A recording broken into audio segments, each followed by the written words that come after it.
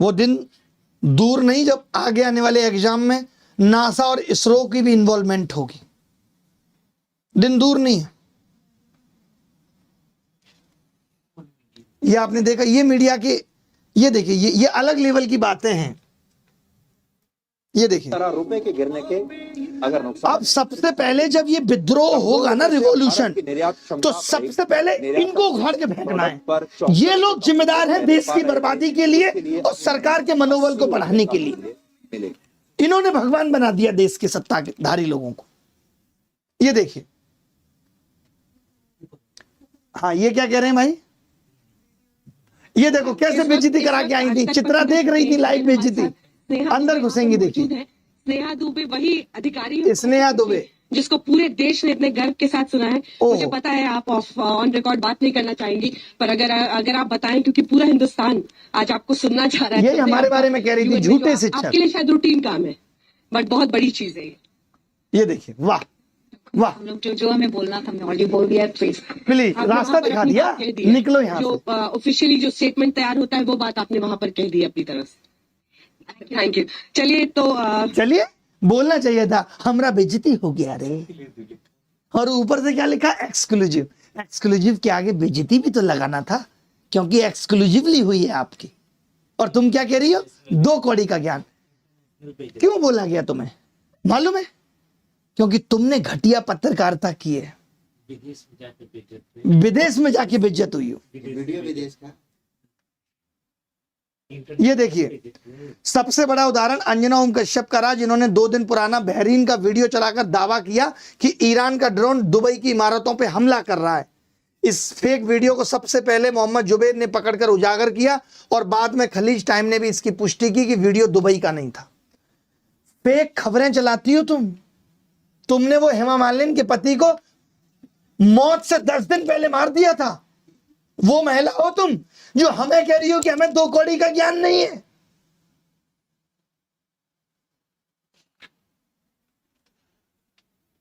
ये देखिए, जिन लोगों को नहीं पता मैं क्यों इतना फट रहा हूं, सुन लीजिए।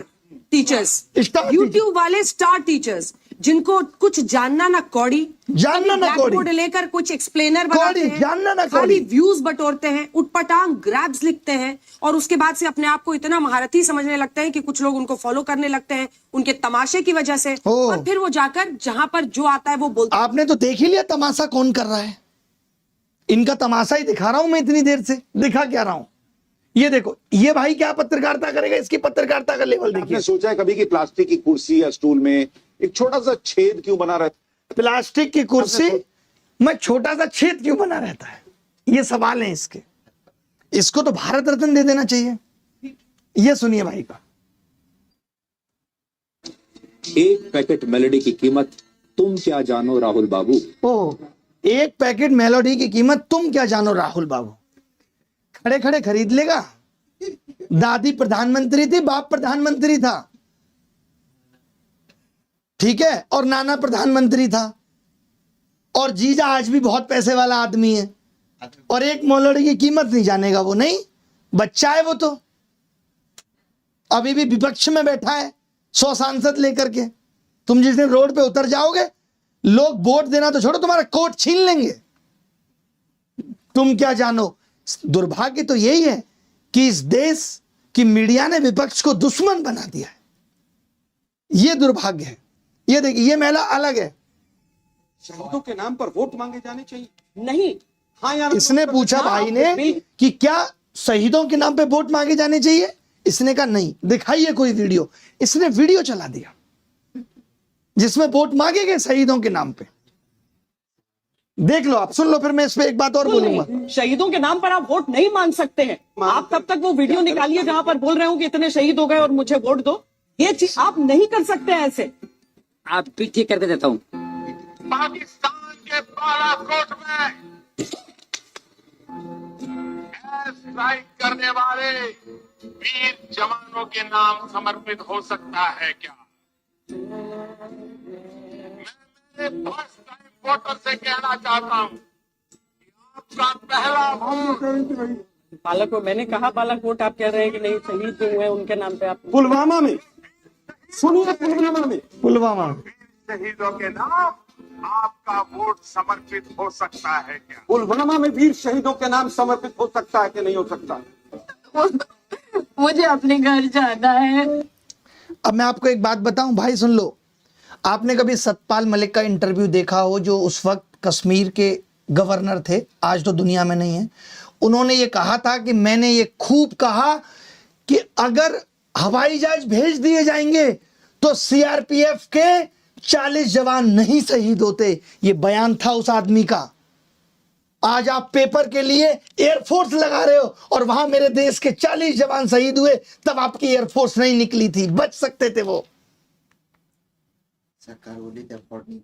सरकार ने बोला था हम अफोर्ड नहीं कर सकते थे, आज कर सकते हैं अफोर्ड। ये देखिए आप 2024-25 में इतने स्टार्टअप बंद हो गए। कोई नहीं बात कर रहा कि भारत सरकार की ऐसी क्या नीतियां हैं जिसके चलते स्टार्टअप बंद हो जा रहे हैं। संकट में एडटेक कंपनियों का हाल देख लीजिए, बायजूज, पिलीडो अर्निंग, वेदांतु, अनअकैडमी, इनकी क्या हालत हुई। स्टार्टअप बूम से स्टार्टअप ब्रेकडाउन तक का सफर देख लीजिए। मैं भी प्रधानमंत्री जी को एक वीडियो में कहते हुए सुन रहा था, अब ये वो दौर नहीं रहा जहां लड़कियों के लिए सरकारी दवा ढूंढा जाता है। अब ये वो दौर है जहां स्टार्टअप पे स्टार्टअप हो रहे हैं। उछल उछल के बता रहे थे, ये हालत है स्टार्टअप की। और एक सरकारी नौकरी क्या करे आदमी, ऑरेकल ने 12,000 इंडियन कर्मचारियों की छुट्टी कर दी एक दिन में, यह हालत है। टीसीएस ने 23,000 की छुट्टी कर दी।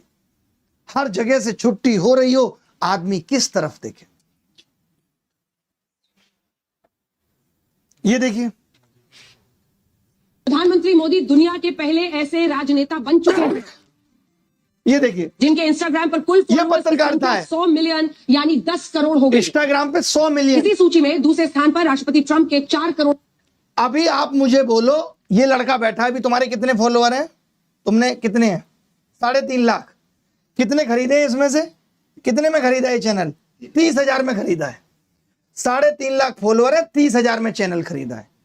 आपको बताऊं, आप जाइए और लिखिए इंस्टाग्राम फॉलोअर्स परचेज रियल, अभी खरीद दिए जाएंगे, जितने मर्जी खरीदने।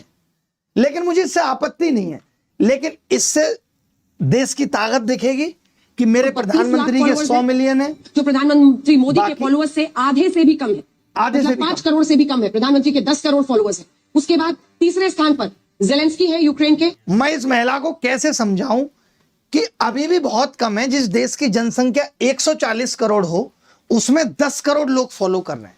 अब आप कहेंगे कि कम लोग हैं इंस्टाग्राम पे, नहीं साहब, 430 करोड़ लोग हैं। सुनो भाई, 43 करोड़ लोग इंस्टाग्राम पे भारत में हैं और 10 करोड़ फॉलो कर रहे हैं। अब तुम यूएस से कंपैरिजन कर रहे हो, इनकी जनसंख्या तो तुम्हें पता ही होगी। क्या इससे प्रधानमंत्री का कद नापा जाएगा कि इंस्टाग्राम पे कितने फॉलोअर हैं? जब इंस्टाग्राम नहीं था तब तो नेताओं के कद ही नहीं होते होंगे। ऐश्वर्या राय के 2 मिलियन है और अंजना तुम्हारे 12 मिलियन। अंजलि अरोड़ा, सॉरी, नहीं, अंजना के भी ज्यादा हैं, 1 मिलियन। अंजलि अरोड़ा के 12 मिलियन है और ऐश्वर्या राय के सिर्फ 2 मिलियन है। दुनिया जानती है। शाहरुख खान के फॉलोअर्स देख लो, दुनिया जानती है। समझ गई? फॉलोअर्स से किसी की गुणवत्ता का कंपेयर नहीं किया जा सकता। अरे कैसी बातें कर रहे हो भाई साहब। मैं आपको बता दूं, उर्फी जावेद को देश की कई बड़ी हीरोइनों से ज्यादा लोग जानते हैं। विक्की कौशल से ज्यादा दीपक कलाल को लोग जानते हैं। इसका क्या मतलब है? फॉलोअर्स बताएंगे कौन अच्छा है, और ये ताकत बता रही है कि प्रधानमंत्री मोदी जी ये तुम भक्ति कर रही हो, जिनके ये तुम्हारे देश के प्रति जिम्मेदारी है। और उसके बाद आप आ जाइए प्रोबोवो सुबियांतो, जो कि इंडोनेशियन हेड है, उनके 1.5 करोड़ है। मुझे तो लगता है अगर आप ये 3-4 सोचे, ये महिला पूरे दिन सिर्फ यही हिसाब किताब लगाती है कि किस तरीके से देश के प्रधानमंत्री को बढ़ा चढ़ा के बताना है। बस एक ही काम है, कहां से देखें कि ज्यादा है प्रधानमंत्री, कहां से देखें ज्यादा है। अगर मैं बता रहा हूं, अगर मेरे प्रधानमंत्री के फॉलोअर कम होते और इनके ज्यादा होते तो पता है ये कैसे बता रही होती? मैं आपको बताता हूं। आप देखिए इनके फॉलोअर 20 करोड़, इनके 10, मेरे प्रधानमंत्री के सिर्फ 1.5। लेकिन मैं आपको बता दूं ये ओरिजिनल हैं, ऑर्गेनिक हैं।